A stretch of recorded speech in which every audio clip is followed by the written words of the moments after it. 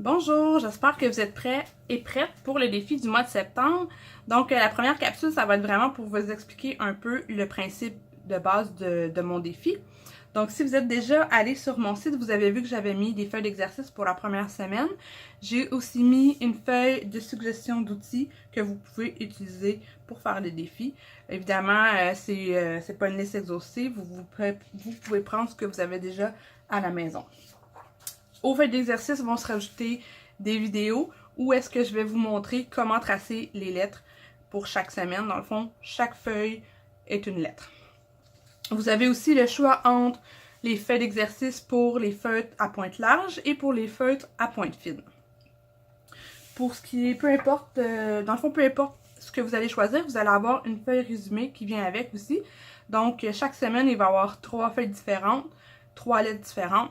Pour la première semaine, ici, on va avoir 2 lettres et la feuille résumée. Donc, on va pratiquer le mot magnifique pour le mois de septembre. Et puis, ce que vous allez faire, c'est que vous allez prendre votre feuille résumée et puis vous allez écrire votre mot, ici, le mot magnifique, comment vous l'écrivez présentement avant le défi, donc au début de la semaine 1. Puis au début de chaque semaine, vous allez retranscrire le mot pour voir l'évolution de votre lettrage avec la pratique.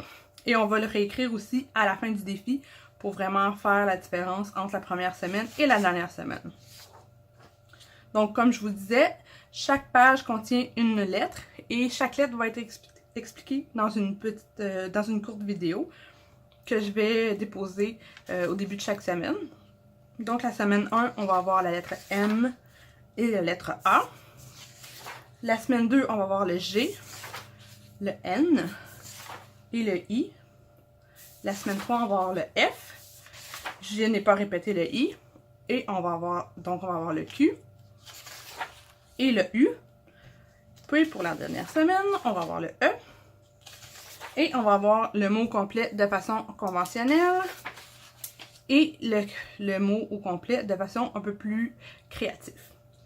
Donc avec ça, je pense que vous allez pouvoir vous pratiquer quand même... Donc avec ça, je pense que vous allez pouvoir vous amuser.